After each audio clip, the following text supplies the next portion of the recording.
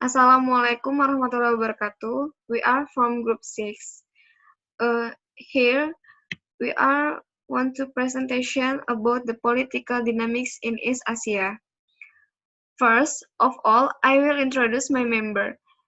There is me, Mahfira, and then there is Quraishi, and finally there is Tirza.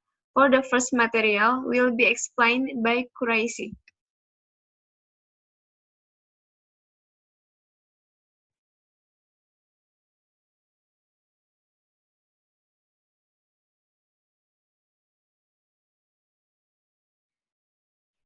Di mute, Kak.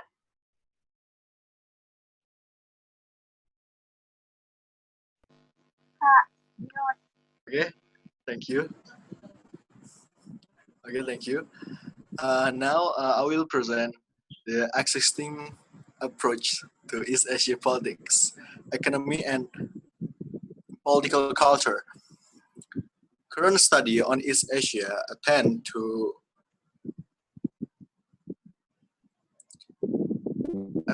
concentrate on success and failure to the East Asian model of development. Economic success stories attracted enormous attention from both Western and Eastern scholarship, while pattern of East Asian culture supposedly having an important role in the process, drive as much concern more recently after the economic crisis of Japan and other East Asian countries. The defect of political economic model drew much attention among analysts of the region. Next, studies of East Asia politics as a region on approach mostly from either political economy or political culture standpoint. What this means is there is a striking lack of political concern about East Asian political, which we believe often determine the direction and content of economic development and cultural change on region. So next, now the characteristic of East Asia political system.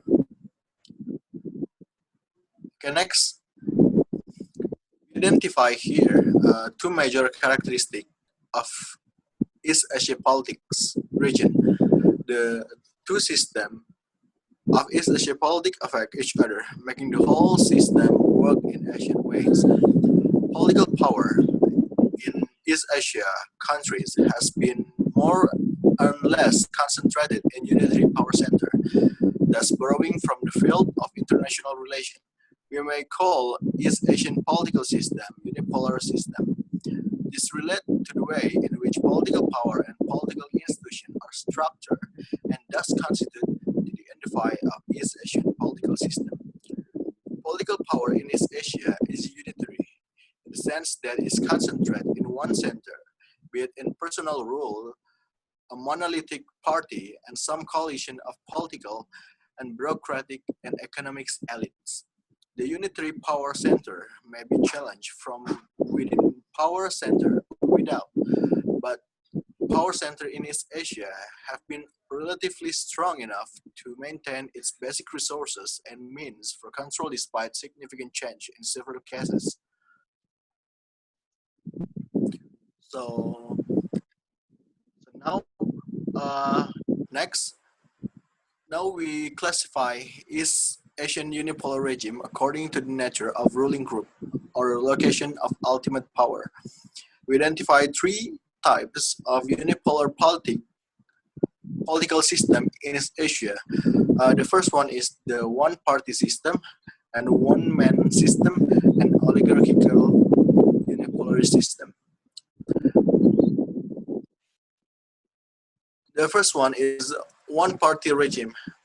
This is a political system in which political party usually characterized by Leninists and quasi-Leninists dominate the state and society. There are two groups, one communist and other nationalist. China and North Korea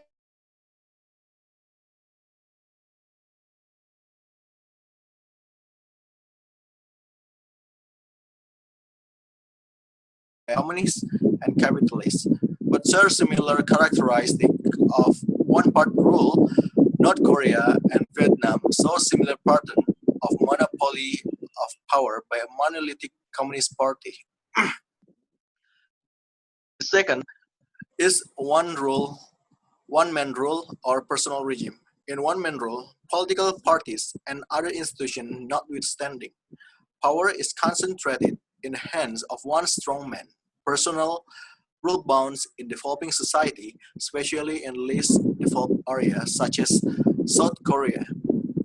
In South Korea, there has until recently been a dominant party since the establishment of Liberal Party by C. Man Rhee in 1951. But those parties alternately depending upon the will and necessity of individual rurals. In early stage, one-party regime is almost always dominated by one man strongman, which we witness in China under Mao Zedong and Deng Xiaoping, in Singapore under Lee Kuan Yew, and in Taiwan under Chiang Kai-shek. And the third one is oligarchical unipolar system.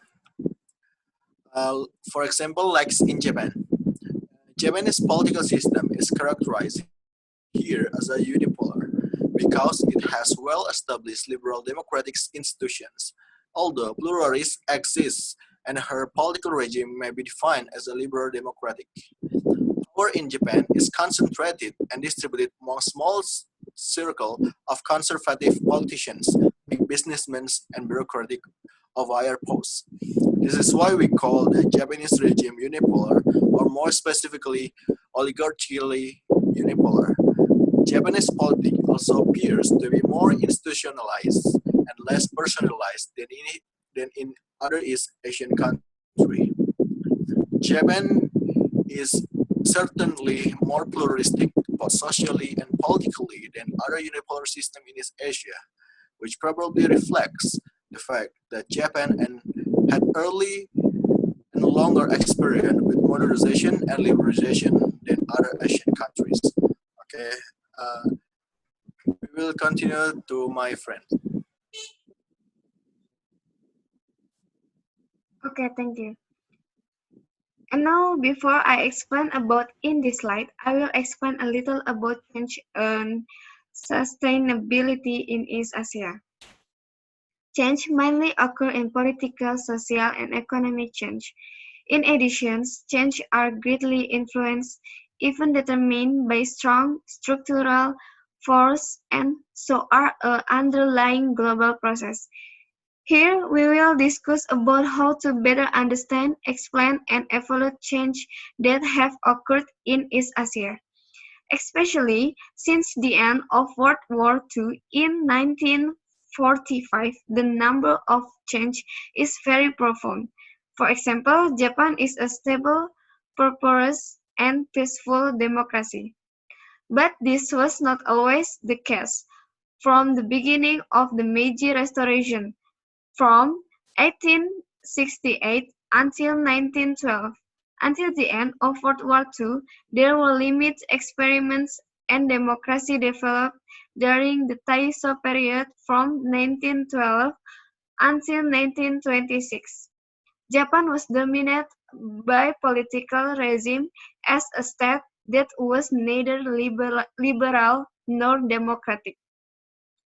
Moreover, Japan's foreign policy during the whole period before World War II was aggressively militaristic and expansive, because Japan used its industrial strength, namely to subdue its neighbors in East Asia, Korea, Taiwan, and Manchuria, and also to challenge domination's Western empire throughout Asia. Since 1945, Japan has embraced an almost passive attitude toward the outside world. Politically, the two countries emerged from decades of colonial dominations only for involved in an intense post-war between the Soviet Union and the United States, or more broadly, between the communist and Western world. In the case of Korea, it resulted in a heartbreaking division that is into two hostile regimes, the pro-US Republic of Korea and the pro-Soviet Democratic People's Republic of Korea. South Korea's affiliations with the US led to the formation of a democratic government in 1948, but the country was still experiencing difficulties internally and externally, including a weak economy, a devastating war against North Korea, hit domestic ideas, logical competitions, and political factionalism that intense. This difficulty caused the turning of democracy toward autocracy and authoritarianism. In the end, the rich presidential elections in 1960 sparked popular protests called the First Republic of South Korea led by Syngman and the exercise of military authoritarian rule in 1961 under immediate effect because the island's original population was subject to another invasions. But this was approved and given legitimacy by outside force before World War II ended. A treaty, the Cairo Declarations of 1943, was reached by the US, Britain, and the Republic of China, which was then based on mainland China and led by anti-communist Chiang Kai-shek, agreed that Taiwan, or the island of Formosa as it was then, will be returned to mainland China after the war or after Chiang nationalist force defeats the Chinese communists led by Mao Zedong. However, in 1949, Chiang force lost to Communist China, and Chiang along with more than 2 million nationalist colleagues fled to Taiwan and established an authoritarian regime on the island itself. More than just economic growth, South Korea and Taiwan are also developing strong levels of technology and industry in the country. South Korea has a number of world-class companies, including Hyundai, Samsung, and LG. Each of these companies has built a strong presence and, in some cases, dominates in major international markets, and each involved in sophisticated productions. Taiwan's strong companies, although not well known by the general public, at least outside Asia, are equally formidable, including Acer, Taiwan Semiconductor Manufacturing Company, or TSMC, Quantum Computer, Hon High Precision Industry, Kingston Technology, and United Microelectronics Corporations. As in South Korea, each company has major global player. Quantum Computer is the world's largest market of personal computer, notebooks, and suppliers for Dell and Hewlett-Packard. TSMC is the world's largest semiconductor chips manufacturer, and Hon High Precision Industry is a major productions for Apple, like iPhone, iPad, and iPod, and Sony PlayStations. Significant economic development in the two countries also seems to lead to another major political transformations in the late 1980s. The two countries hid for a firm formations, even though they were far from a perfect democratic political system. In many ways, the transformations of South Korea and Taiwan into full democracy. Many observers assume that the initial transitions from authoritarianism to democracy is more illusory than reality or can change almost at any time, especially if the interests of the most powerful social and political actors are threatened. At first, these assumptions appear to be accurate, because the initial phase of the democratic transition in South Korea and Taiwan is dominated by the same group and parties and has been in power as long as Equatorian oppositions, a group that has been subordinate one political power to the ballot box, and opposed to predictions many people, their right to rule is not challenged or deprived of through extra consultations means. The many story of political, economic, and social transformations in Japan, Taiwan, and South Korea. Apart from capitalism and market principle, China is still dominated by authoritarian, under-democratic, and seemingly communist political regime. Given the political change experienced in East Asia, China's ongoing economic transformation raise a number of important questions, namely questions that lead to broader questions about the nature of the relations between economic and political change. As others might debate, whatever the answer, one also needs to condition what process, institutions, and actors might be relevant to the explanation of the prospect of major political change in countries such as China. More precisely, perhaps why China does not democratize is a crucial question. At the same at the same time, one must also realize that the previous China's political system underwent a dramatic change to since in East Asia.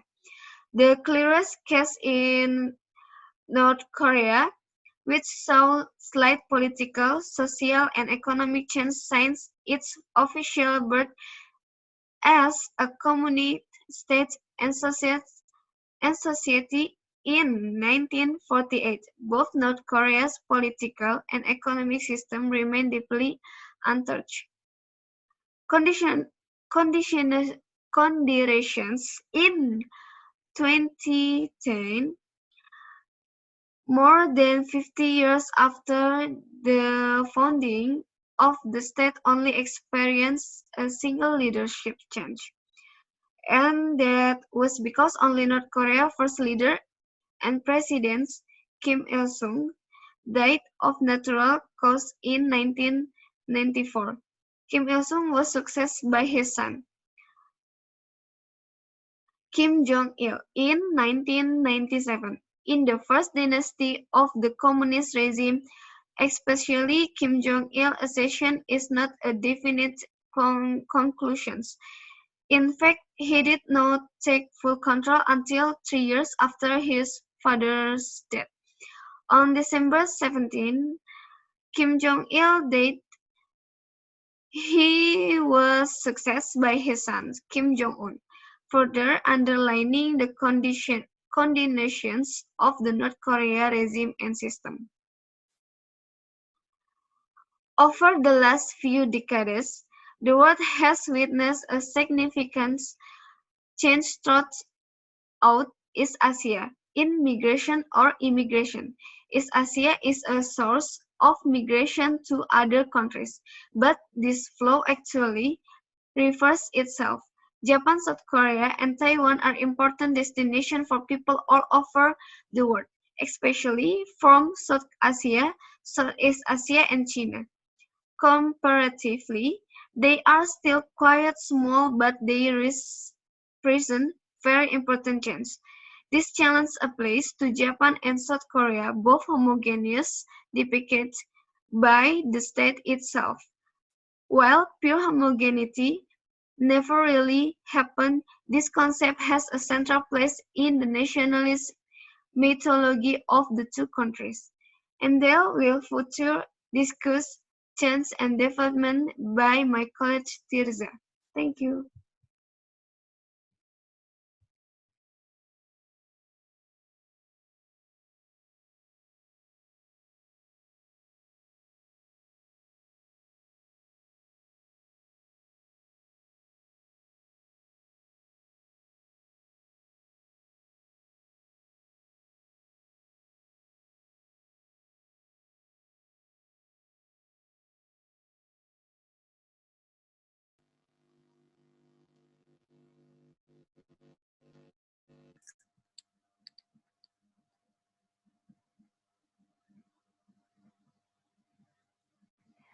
Yeah, the next is change and development.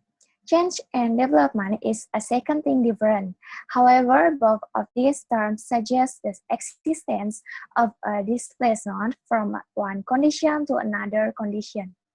The development is reverse to the displacement of the condition is progressive and positive. It can also be interpreted in the context of the movement evolution of a state that is not or less evolving towards a more development state. Although it looks harmless, but if both of these things fit is a broader context, i.e. the history, can cause the concept of development become controversial.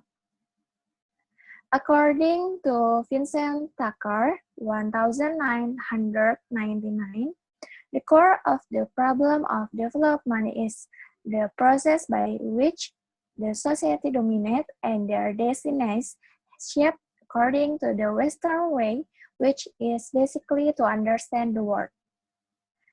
The use of development is part of the process of the empire in which the society is governed and meet the object. This is an important part of the process in which the countries of the forward manage, control, and create a third world country economic, political, sociological, and cultural. Tucker also explained that development is the concept of ethnocentric. That means that development is in this industrialization, capitalism, democratization, and follows the application of labor unconditionally. In this case, it can be interpreted that the East Asian has involving Western in economic and political system of the region. Patrick Ziltener, 2007, suggests that the idea of East Asia as a region has been introduced into the region from outside by the powers of Europe and the US. The conceptualization of East Asia used here provide much of the diversity of demographic, economic, political, social, culture. The next is how to study change and continuity. To a liberal economy, the key to economic growth in East Asia is very clear. Make fundamental right by letting the power of supply and demand to operate in a way which is basically not unfettered. And the next is toward a framework of interrogative approach actor will construct. The actor will stands for the nation that more complicated articulate by Daniel Little, 2005, who used the phrase state of the structure choice of the actor construct socially. Little describes the individual as actor, which is formed in social, is influenced by many social facts such as value system, social structure, network social expanded, and the like. In view of this, an individual makes a decision or option, and through this choice, a certain outcome is produced, such as economic growth that was. However, this option is always conditioned by limited by circumstance beyond the control of direct actor. As it is said later, its framework confirms the existence of social construction beyond the scope of the actor or group of individuals. Furthermore, the constructions this social has a real effect on the behavior of individuals on the process and social outcomes. Two levels of analysis of the most common is micro level, the level of meso level, and the level of macro. Micro level or individual focus on aspects of individual experience and the impact of that experience on how the actors behave and interact with other actors. Assume that individual actions mostly or at least not structured significantly, i.e. Does not depend on the external force that compel individuals to behave in a certain way. Second is meso-level or interactional. Focus on the environmental, social, institutional, cultural, and or economic milieux in which the individual actors occur. The individuals has agency but not fully free agent. At the meso level, the community and the key element of the community. And the third is macro level or structural or systemic. Focus on the process and structure of the large or the most significant of which form and regulate community and individuals. Consider that the action of the individual are formed in depth and is influenced by the first truth to which individuals acting alone or in groups have a limited ability to control. And thus the presentation of political dynamics in East Asia. Next, we will present a video. Hope you enjoy this video.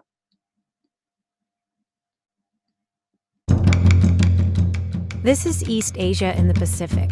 Here, 1/3 of the world's population is spread out among tiny island nations, sprawling archipelagos, and many of the largest, wealthiest, and most modern cities on the planet. But 100 years ago, this region looked vastly different, and Asian countries were invariably poor. So how did this transformation happen? Following the end of World War II, Japan's economy took off, and it became a model for growth in the region. Hong Kong, South Korea, Singapore, and Taiwan evolved into high-income economies in the wake of rapid industrialization, unveiling new approaches for development and modernization. Despite political, historical, and cultural differences among neighbors, countries in the region were able to put aside many disagreements to transform into the most economically integrated region on the planet. And the world's attention turned to the region as its economies began to hold greater promise. China, in particular, has taken advantage of increasing globalization. In just 50 years, China transformed from economic backwater to global powerhouse.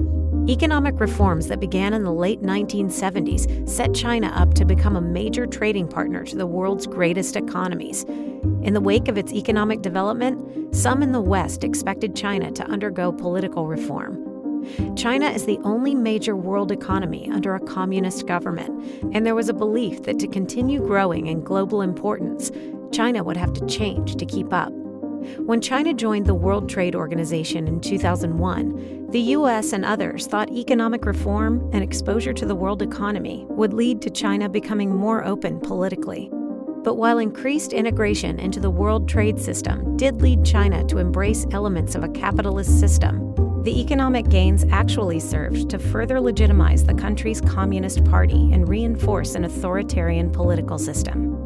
Today, China is the largest trading partner of about 70 countries, including many in the region, such as Australia, Singapore, and South Korea. China and its neighbors have become the world's factory and are critical to supply chains around the globe, including many U.S. businesses.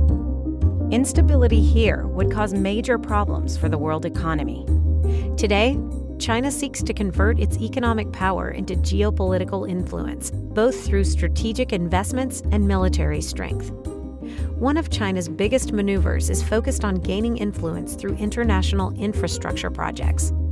China launched the Asian Infrastructure Investment Bank in 2016, and it now has the second largest membership of any bank in the world.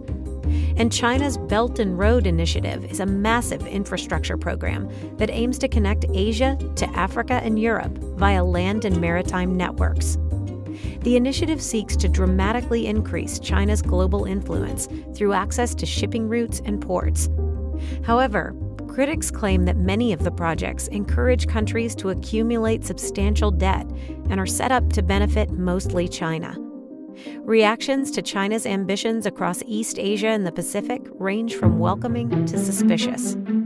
Some countries, like Cambodia and Myanmar, embrace Belt and Road infrastructure projects and close relations with China, but others are wary of China's intentions. Assertive territorial claims by China have heightened tensions in the region. Chinese President Xi Jinping has made repeated calls and promises for the reunification of all of China's historical territory, which he asserts includes Taiwan. China also seeks control of the South China Sea, where 6 countries lay overlapping claims to groups of islands in the strategic waters, through which more than $3 trillion in trade passes every year. Despite international objections, China has reclaimed much of these waters as its own. It's built entirely new islands in the sea and expanded existing ones. Across this expanse, China has built airstrips, military installations, and ports for its navy. In a show of support for its Asian allies, such as the Philippines, the United States has sent its own vessels to the area in order to assert that the waters are international and do not fall under any one country's territory. The United States has also affirmed that its security commitments to Japan, an ally, extend to the Senkaku Islands, or as China calls them, the Diaoyu Islands, an area which is the subject of a Japan-China dispute in the East China Sea. Of major international concern is the threat posed by North Korea, a small and impoverished country governed by a brutal family dictatorship. Despite its meager economy, North Korea possesses nuclear weapons capable of reaching not only its Asian neighbors, but also the U.S. An open question is whether diplomacy, backed by sanctions, will persuade North Korea to restrain or even eliminate its nuclear program. If not, the U.S. and others must decide whether to act and how, including the risky and costly option of using military force. All this leaves the United States in a delicate position. Amidst the worrying economic, political, and territorial trends taking place, the U.S. economy and those of its many allies is closely intertwined with China's. The challenge for the U.S. is how to strike a balance between preserving its influence in Asia, including working closely with its regional allies, and maintaining important trade and investment ties with China. So far, the East Asia and Pacific region has been the greatest success story of any in the 21st century. Whether it can sustain its impressive economic growth and fend off looming conflicts will have great repercussions.